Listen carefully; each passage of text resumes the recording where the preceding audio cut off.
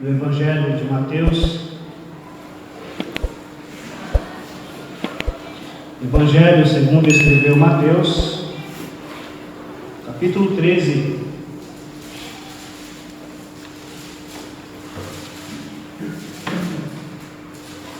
Do versículo 1 até o versículo 23.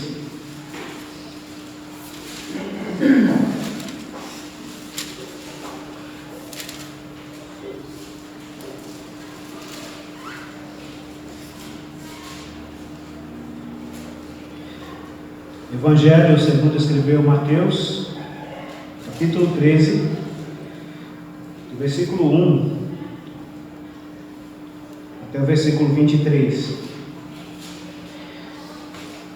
Tendo Jesus saído de casa naquele dia, estava assentado junto ao mar, e ajuntou-se grande multidão ao pé dele, de sorte que, entrando num barco, se assentou, e toda a multidão estava em pé na praia. E falou-lhes muitas coisas por parábolas, dizendo: Eis que o semeador saiu a semear.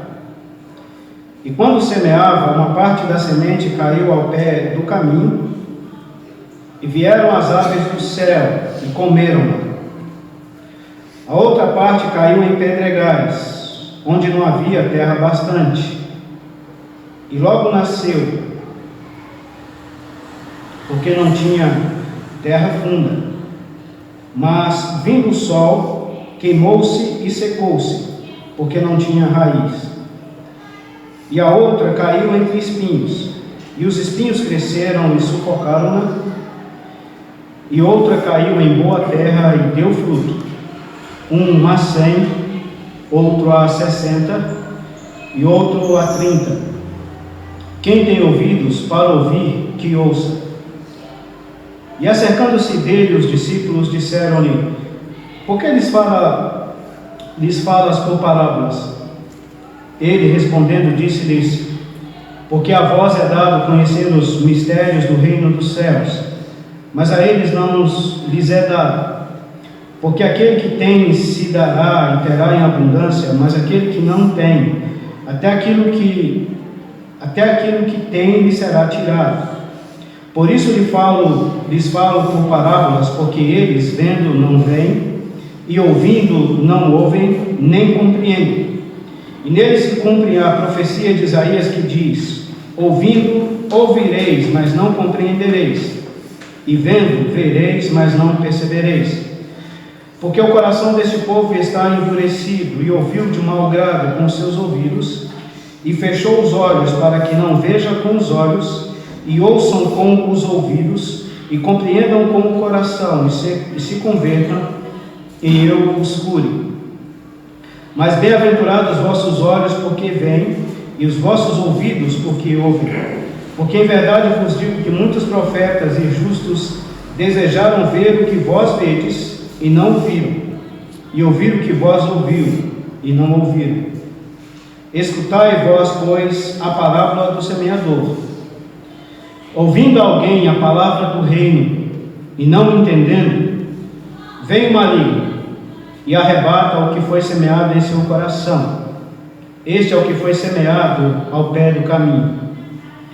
Porém, o que foi semeado em pedregais é o que ouve a palavra e logo a recebe com alegria, mas não tem raiz em si mesmo, antes é de pouca duração, e chegada a angústia e a perseguição por causa da palavra, logo se ofende. E o que foi semeado entre os espinhos é o que ouve a palavra, mas os cuidados deste mundo e a sedução das riquezas sufocam a palavra e fica infrutífera. Mas o que foi semeado em boa terra é o que ouve e compreende a palavra e dá fruto, e produz a 100, outro a 60 e outro a 30.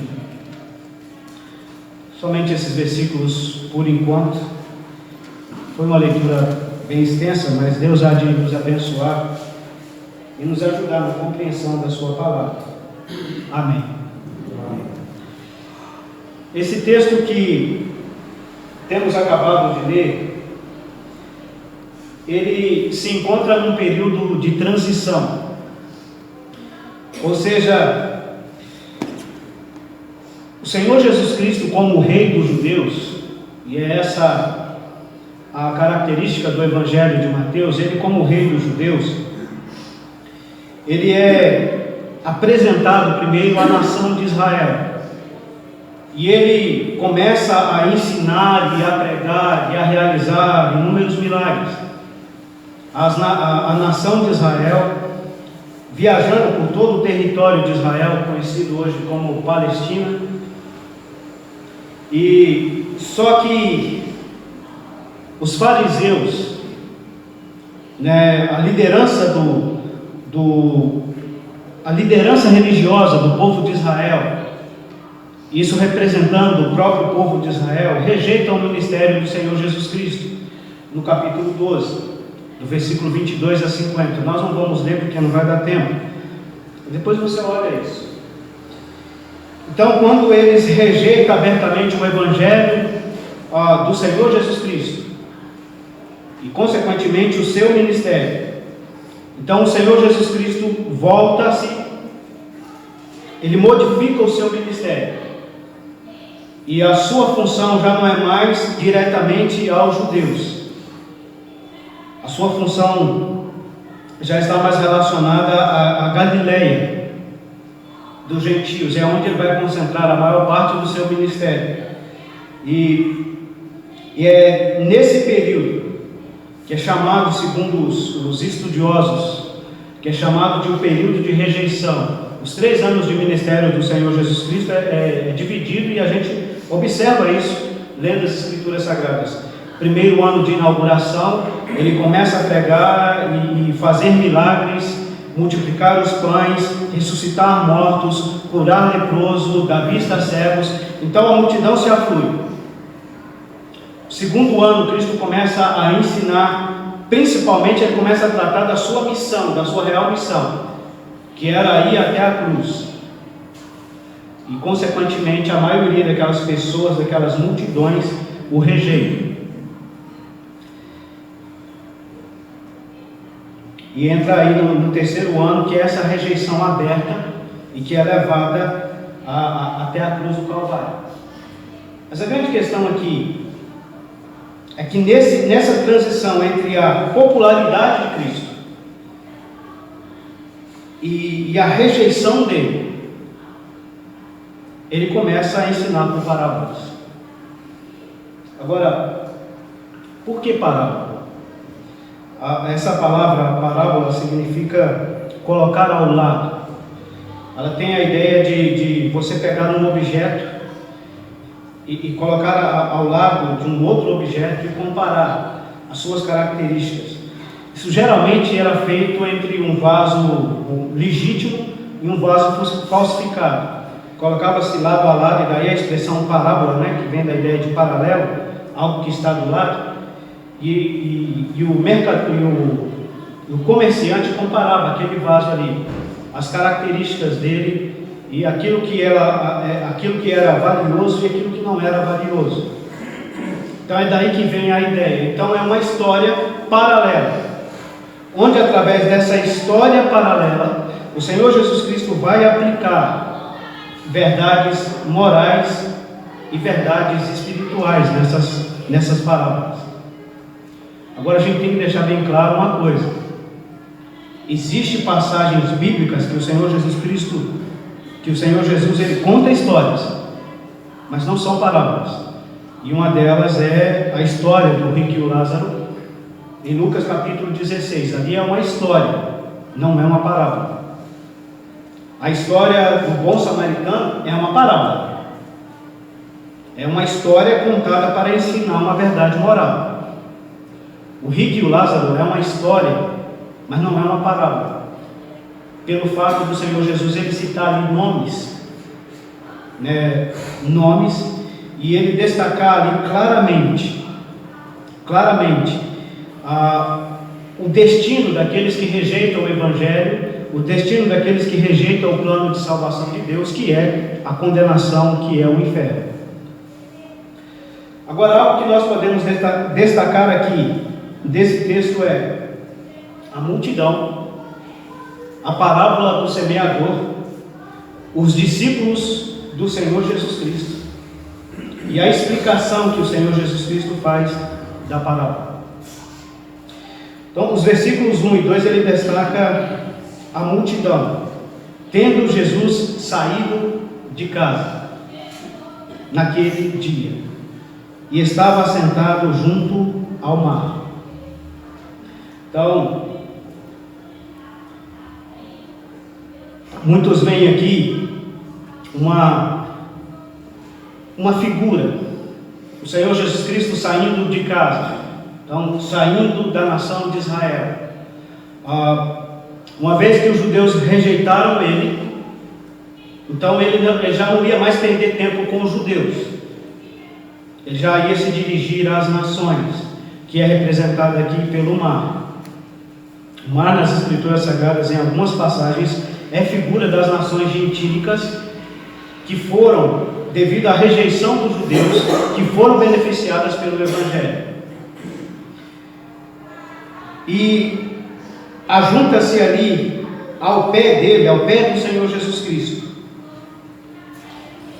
muita gente.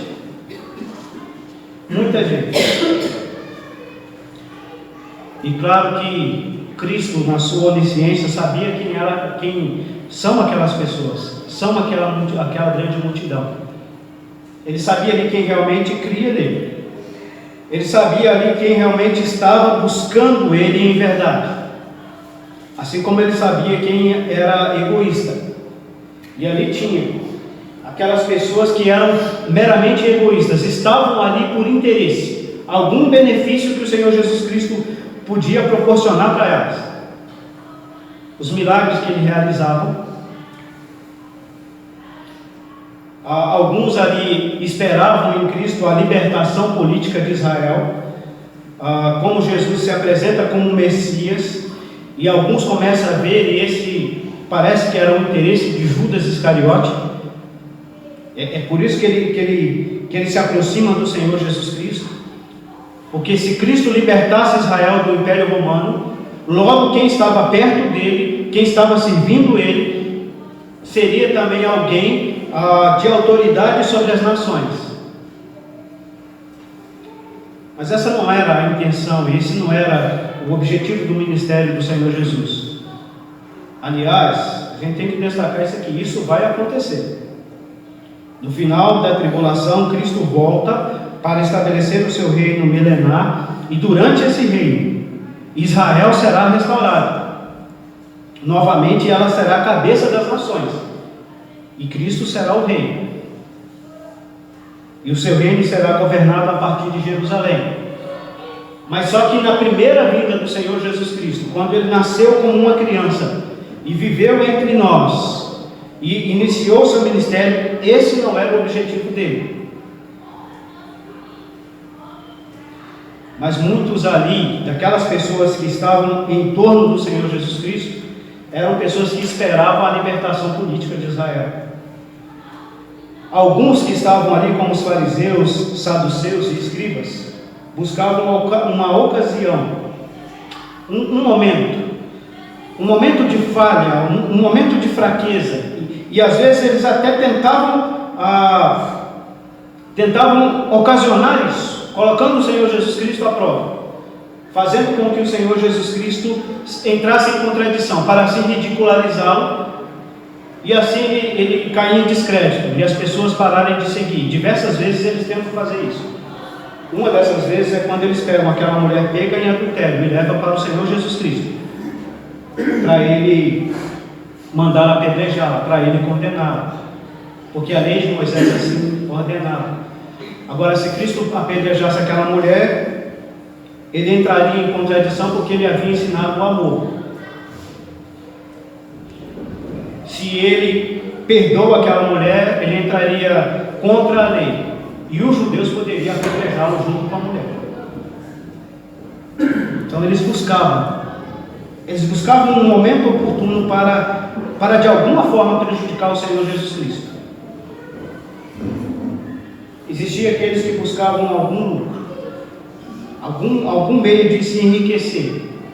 Uma vez que Cristo multiplicava pães, uma vez que Cristo realizava milagres e maravilhas, então algum lucro, algum benefício. Muitas pessoas ali estavam com essa intenção. Isso nos leva a fazer uma pergunta solene para você.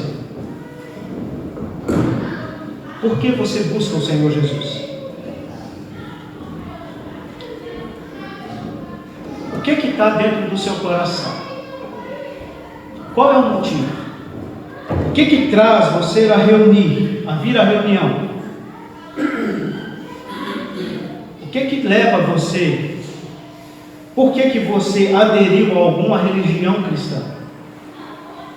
Interessante isso. Porque é essa a mesma ideia. Inúmeras pessoas, milhões de pessoas, 1/3 da população brasileira, mais de 50 milhões de brasileiros, confessa evangélica. Isso sem tirar os católicos, tirando os católicos, sem contar eles. E a gente faz essa pergunta: por que as pessoas, o número esse número cresce cada vez mais? Por que será? O que motiva essas pessoas? O que está motivando elas? Então, diante daquela multidão, Cristo coloca essa parábola nos versículos 3 até o versículo 9. Eis que o semeador saiu a semear, e quando ele semeava, uma parte da semente caiu ao pé do caminho, e vieram as aves do céu e comeram.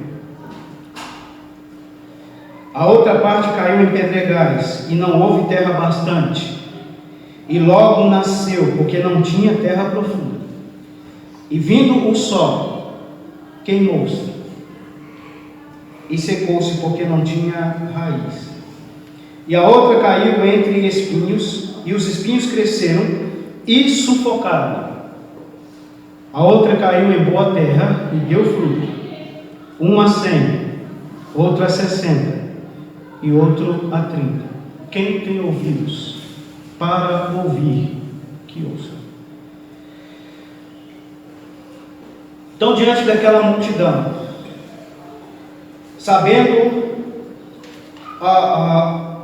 conhecendo o coração daquelas pessoas e o motivo daquelas pessoas estarem ali, então Cristo começa a falar, a ensinar por parábolas.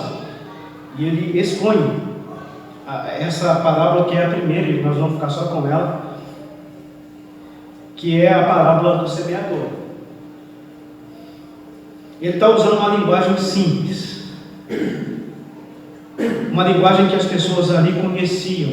Israel era uma sociedade agrícola, e a fonte de renda dela era principalmente o trigo e a cevada, e eles sabiam ali da questão do preparo do terreno, da questão de semear, de saber escolher a semente, de semear de maneira correta.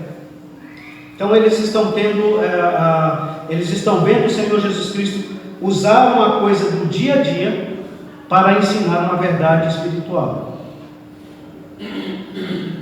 Então Cristo usa a figura do semeador, depois ele usa a figura da semente e a figura dos 4 tipos de terreno. O problema não está no semeador, e o semeador aqui, a gente vai ver isso mais à frente, tem uma figura. A semente também não era o problema, a semente era boa, era de qualidade, mas o problema estava no terreno. O primeiro terreno que a semente cai é a beira do caminho. É interessante você observar que ela não cai no caminho, ela cai à beira do caminho, perto do caminho, muito perto. Mas as aves do céu vêm e comem a semente. Então aquela semente ali foi desperdiçada, não teve proveito. A segunda semente, ela cai em terreno pedregoso, terreno rochoso. Meu pai tocou uma lavoura quando eu morava em Jaguaraí, numa região que era pedregosa e nós plantamos milho uma época, e havia lugar que a gente plantava milho, ele nascia, crescia, mas ele não dava, ele não chegava a dar o pendão, porque ele morria. Interessante Cristo usar isso, essa é a ideia, porque a raiz do milho ela descia, mas ela não encontrava terra suficiente, encontrava obstáculos, que no caso eram as pedras, e quando o sol vinha, aquela terra ali secava e o pé de milho morria, não produzia fruto. Depois tem a semente que ela cai no terreno de espinhos. E muita gente tem dificuldade aqui, mas espinhos aqui, gente, é a erva daninha. E a gente que já trabalhou, né, tem aquele benzinho que eles chamam, carrapicho. E são plantas que, se você deixar elas crescer no terreno, aquilo que você plantar, se você não capinar aquela plantação ali, ela não vai produzir, porque ele rouba, a erva daninha, ela rouba os nutrientes da terra, os nutrientes que ia para a planta, que vai servir de alimento para você, ela rouba aqueles nutrientes. O que acontece? A planta, ela fica infrutífera, ela fica mirrada, ela não produz. Então, mais uma semente que se perdeu, que levou prejuízo. O quarto terreno é o terreno bom, arado, preparado. Nesse terreno a semente veio, e a semente ela produziu. Ela produziu a 30, ela produziu a 30, ela produziu a 100, ela produziu a 60. Mas ela produziu fruto. Agora, o Senhor Jesus Cristo conta essas parábolas. Conta essa parábola. E ele volta para casa. Se você estudar os outros evangelhos, você vai observar isso, que foi em casa que essa conversa do versículo 10 foi travada. E o Senhor Jesus Cristo, ele faz essa advertência no versículo 9: quem tem ouvidos para ouvir, ouça. Quer dizer, presta atenção. Deus te deu ouvidos para você ouvir, para você prestar atenção. E é interessante que o Senhor Jesus Cristo faz essas parábolas. Aquela multidão que estava ali não vai atrás dele. Quem vai atrás dele é somente os discípulos. A multidão fica ali, talvez sem saber o que ele quis dizer com isso, se perguntando uns para os outros, e alguém talvez deu uma resposta, outro deu outra resposta, outro deu outra resposta completamente diferente. Mas eles ficaram ali, os discípulos acompanharam o Senhor Jesus. Os discípulos perguntaram para o Senhor Jesus: por que ele falas por parábolas? E isso me leva a fazer mais uma pergunta. Quando você ouve uma mensagem da palavra de Deus e não entende, quando você abre um livro da Bíblia Sagrada, um texto da Bíblia Sagrada, e lê esse texto, e você não entende esse texto, qual que é a sua atitude? Qual que é a minha atitude? Você vai perguntar às pessoas ao seu redor, que talvez entendam tão pouco quanto você? Você vai procurar um líder religioso para ele te explicar? Muita gente tem feito isso e infelizmente tem aprendido errado, porque tem confiado num homem, apesar que ele estudou, apesar que ele fez curso disso ou daquilo, estudou vários anos, mas ele é um homem falho e fraco como você, como eu, como qualquer um de nós, e sujeito às fraquezas que eu e você temos, inclusive de entender a palavra de Deus errado. Os discípulos, eles vão perguntar ao Senhor Jesus Cristo, eles vão falar direto com o Senhor Jesus Cristo.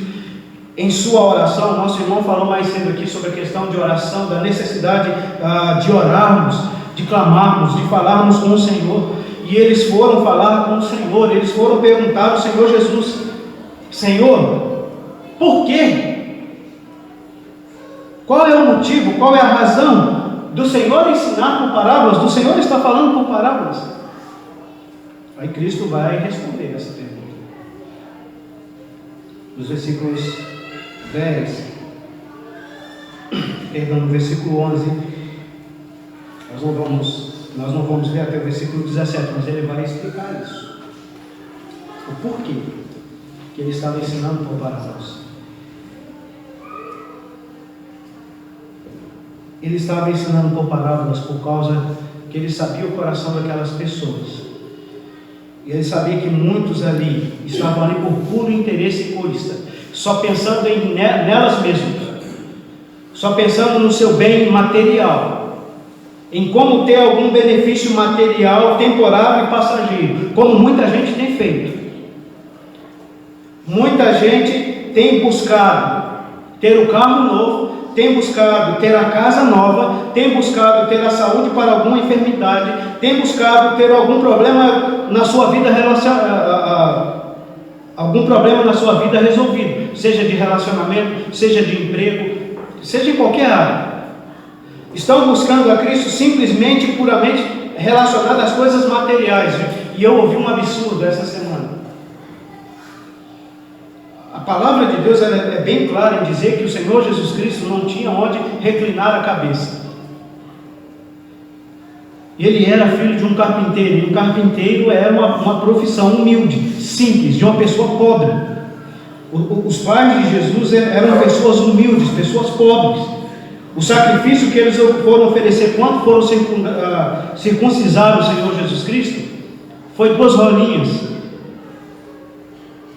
que era a oferta mais barata que tinha naquela época, porque eles eram pessoas que não tinham posses. E eu vi essa semana alguém falando que o Senhor Jesus Cristo, filho de carpinteiro, era como se ele fosse filho de engenheiro. Ô gente, para com isso. E ensinando as pessoas assim que elas não podem aceitar ser humildes, ser de uma família simples, de uma família humilde, que Deus quer que elas sejam engenheiros, advogados, médicos. Eu não estou dizendo que se você tem esse desejo e queira isso para a sua vida, que é errado você estudar, educar e buscar isso. Não estou dizendo isso. Mas é errado você buscar a Deus simplesmente interessado nessas coisas. E é esse que é o problema. E tem pessoas que têm buscado a Deus somente para isso. Buscado simplesmente para ter bens materiais aqui.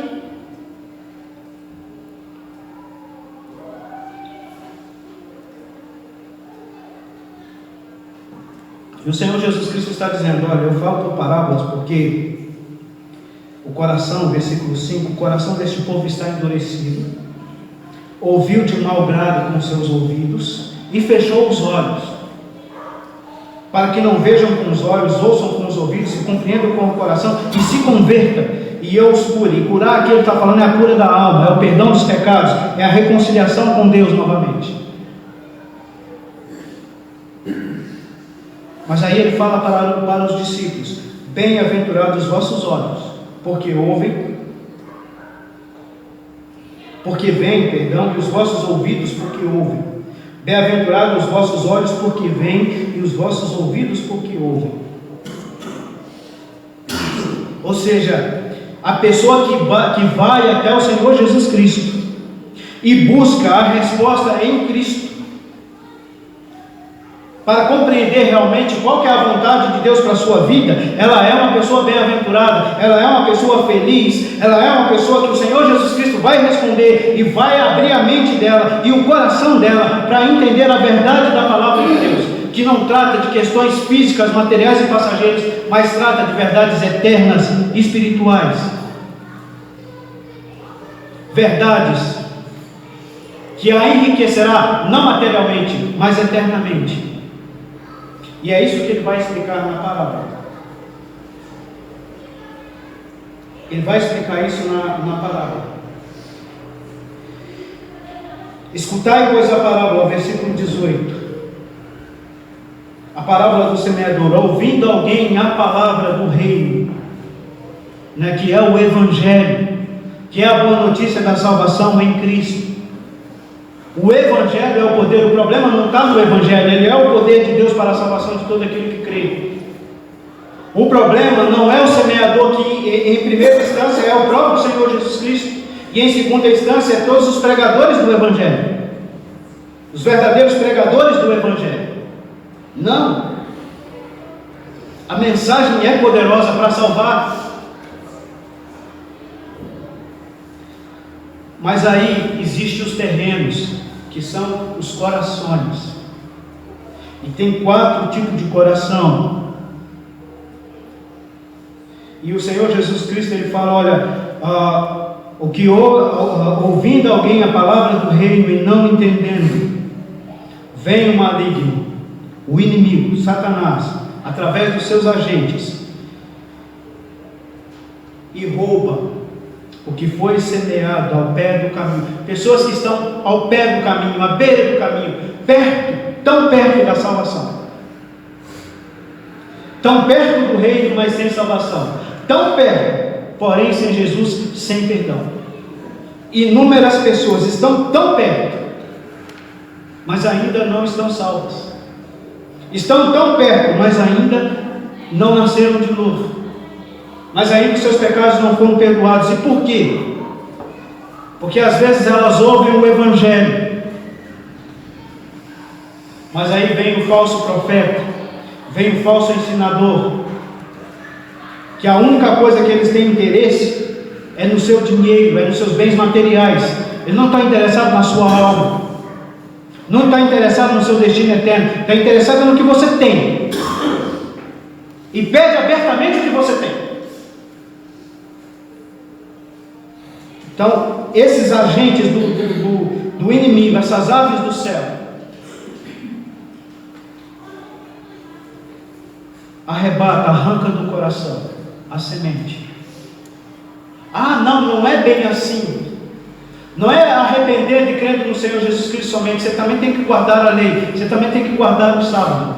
Não é somente isso. Você tem que fazer uma série de coisas para você continuar salvo, para você manter salvo. Mas não é bem assim. Seu pai ensinou você essa religião, e ele morreu nessa religião, e você precisa obedecer o seu pai, seguir o caminho do seu pai. Muita gente faz isso. Ouve o Evangelho, mas aí alguém vai lá e rouba, né? Hoje, com as mídias sociais, com o YouTube e um monte de vídeos que tem no YouTube desacreditando a Bíblia Sagrada, muitos vídeos que tem no YouTube atacando a divindade de Cristo, atacando a salvação em Cristo, criticando a Bíblia Sagrada, chamando a Bíblia de homofóbica. E a gente vê isso direto. São os agentes de Satanás que está agindo, tirando do coração das pessoas a semente do Evangelho, que está sendo semeada no coração das pessoas. Pessoas que estão tão perto, mas que não são salvas por causa disso, porque o inimigo vai lá e arranca a semente, arranca a palavra do seu coração. Existem aqueles que o terreno é pedregoso. O que quer dizer isso? Não é um terreno preparado, tem pedras. Não é aquele coração quebrantado, aquele coração que realmente reconhece que é um pecador e que sente tristeza e que se humilha diante de Deus, que reconhece que nada do que ele faça ou deixa de fazer irá salvá-lo. Então ele se quebranta diante de Deus e em choro, pelo menos no coração, aos prantos, ele clama a misericórdia de Deus, como aquele publicano que batia no peito do Senhor: tenha misericórdia de mim, eu sou um pecador. Não é esse coração, mas é um coração endurecido. Sabe, ele é endurecido pelo pecado. Então a pessoa, às vezes, ele ouve o Evangelho e ele sente alguma emoção, alguma alegria, e infelizmente Tem muita gente que tem partido para esse lado de entreter as pessoas, de fazer as pessoas sentirem emoções. E às vezes a pessoa, levada pela emoção, confessa que creu, da boca para fora, mas a palavra não desceu lá no íntimo do coração dele, não criou raiz lá no íntimo do coração dele. Ela chega até a germinar, né, uma profissão, mas é uma profissão somente da boca para fora. Aí vem a perseguição, vem os problemas, por causa da palavra. O Senhor Jesus Cristo é claro, por causa da palavra. O Senhor Jesus Cristo ele é claro em dizer que no mundo nós teremos aflições. Uma pessoa que creu no Senhor Jesus Cristo, ele não vai ter todos os problemas da sua vida resolvidos, antes pelo contrário, ele vai ter aflições, problemas, luta. E o Senhor Jesus Cristo ele não promete em lugar nenhum resolver esses problemas. Ele promete estar conosco nesses problemas. Mas é porque a pessoa não teve seu coração quebrantado. Na hora que vê esses problemas, ela se escandaliza, ela abandona, ela aposta. Eu já ouvi essa expressão, eu já fui evangélico, eu já fui crente. Eu nunca fui, porque a palavra não penetrou no mais íntimo do seu coração, não quebrantou o mais íntimo do seu coração. Seu coração não estava quebrantado. Ela não teve um arrependimento verdadeiro, talvez uma emoção muito forte que ela confundiu. E o resultado foi isso, uma profissão da boca para fora. O terceiro terreno, eu vou ter que adiantar aqui que o tempo já está. O terceiro terreno é o terreno que tem espinhos, que tem erva daninha. A semente é semeada, ela nasce, mas aquela erva daninha cresce junto. Então todos os nutrientes que era para ser para a planta é roubada pela erva daninha. O que é isso? Cristo explica. O que foi semeado entre espinhos, no versículo 22, é o que ouve a palavra. Ele ouve, ele sabe que é um pecador, ele sabe que ele está perdido, ele sabe que ele vai para o inferno, sabe? Mas ele nunca toma uma decisão. Por que ele nunca toma uma decisão? Por causa da sedução das riquezas. Os cuidados do mundo e a sedução das riquezas sufocam a palavra. Não, se eu for crer no Senhor Jesus, eu vou ter que abandonar isso, eu vou ter que abandonar aquilo, eu vou ter que abandonar aquilo outro, eu vou ter que deixar isso, eu vou ter que deixar, eu vou perder meus amigos, eu vou perder o meu trabalho, eu vou perder o meu status, e é um monte de coisa. Eu vou perder o meu relacionamento. E o que acontece? A palavra fica infrutífera, ela não dá fruto. Aquela pessoa nunca converte. Por quê? Porque as riquezas, a sedução das riquezas rouba a prioridade de Cristo na sua vida, a prioridade de salvação, de perdão, de ser reconciliado com Deus novamente na sua vida. E há esse conflito, e ela nunca toma a sua decisão. Por quê? Porque ela ainda tem que abandonar isso, porque ela ainda tem que abandonar aquilo, porque ela ainda tem que abandonar aquilo outro. Isso foca a palavra. Agora, o Senhor Jesus ele fala do quarto terreno. Nós vamos encerrar aqui.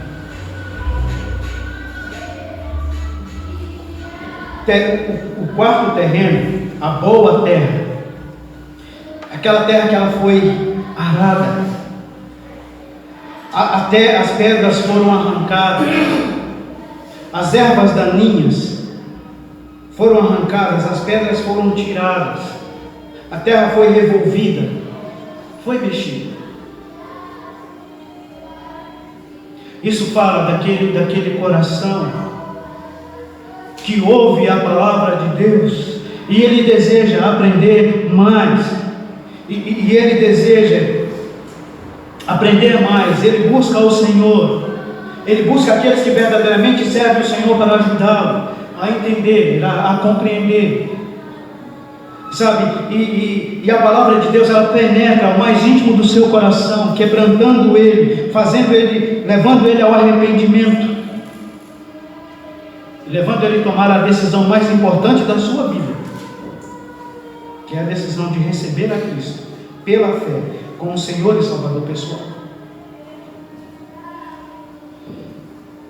Esse coração não vai valorizar as riquezas dessa vida, as ervas daninhas dessa vida. Esse coração não tem pedras, porque foi quebrantado, está quebrantado diante de Deus, reconhece: eu sou pecador, eu estou perdido, não há nada que eu possa fazer, somente Cristo. Então a palavra penetra no mais íntimo desse coração, e ela germina, e ela dá fruto, e o fruto ele é diversificado, mas ela dá fruto. É inconcebível,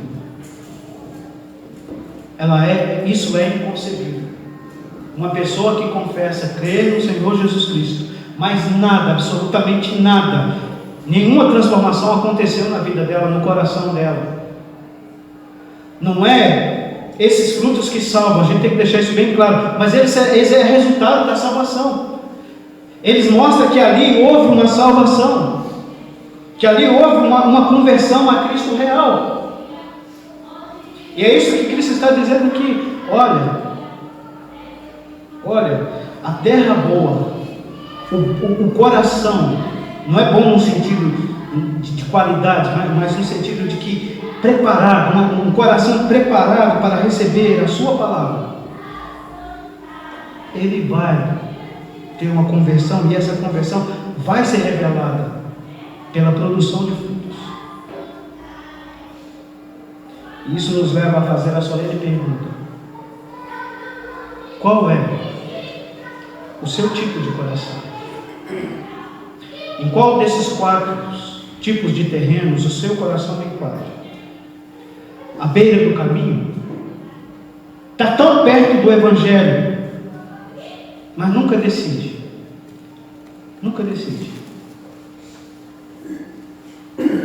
É um coração pedregoso, sente aquela alegria e tal, e acha,